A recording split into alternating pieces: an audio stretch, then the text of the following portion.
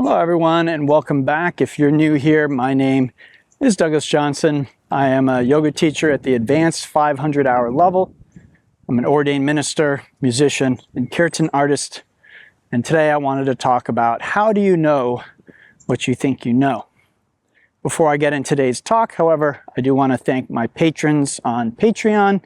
They allow me to create this content and share it without a paywall. If you'd like to be a part of that community, check out the links below. All right, how do we know what we know? I don't know. It's an interesting question, but a lot of us think we know things. For instance, in the United States of America, it's a pretty commonly held belief that the federal government is wasteful and inefficient. How do you know that? How do you actually know that? Do you know that for a fact? Have you seen for yourself firsthand that this is the case? Maybe you have. I'm not saying it's not true. But it's interesting because in my last talk, I talked about how beliefs really affect our behavior and our attitude. So if I believe the federal government is wasteful, inefficient, unnecessary, whether that is true or not, it's going to affect how I behave. But the question today is, how did I learn that? Where did I learn that from? Many of us, again, in the United States, we just take it as a given, like it's a fact, like we actually have seen government inefficiency for ourselves. One interesting thing about the government is a lot of us think the government is supposed to be efficient like a business. But again, where did this belief come from? Is it true? Should governments be run like businesses? Is that A, even possible? And B, is it actually desirable? Do we have an example of a government being run like a business with positive outcomes for the people who are under that governance? I don't know. Interesting question, right? Because many of us think that that's what we want. That's what the ideal is. So there are other things that we have, of course. Many of us, as I mentioned before, feel like we don't have the love or appreciation that we want. Maybe we believe we're unlovable. Well, how do I know this? Where am I getting this information from? What we think we know, again, informs our beliefs. As I said in the last talk, beliefs really have a powerful impact on us.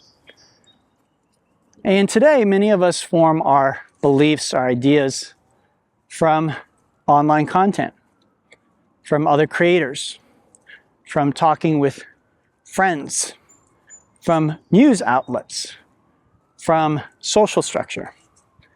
And again, as I said in the last talk, belief really affects outcomes, especially like our happiness and how much we suffer. And so I think beliefs often are shaped by what we think we know as factual statements. And again, these can come to us from reading a book. A book might have some information and we might just take that at face value. It could come from a class we take, from a conversation with a friend.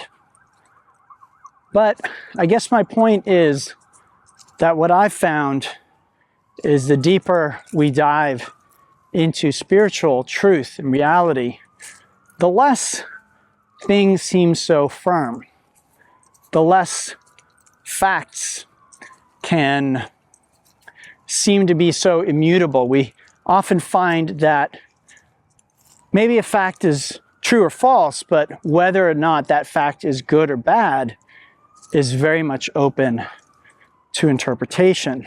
And this is often where our suffering comes in, is from our interpretation of a fact, not necessarily the fact itself. Same with circumstances. We find ourselves in a circumstance, perhaps I get broken up with, and then I tell myself, see, I'm unlovable.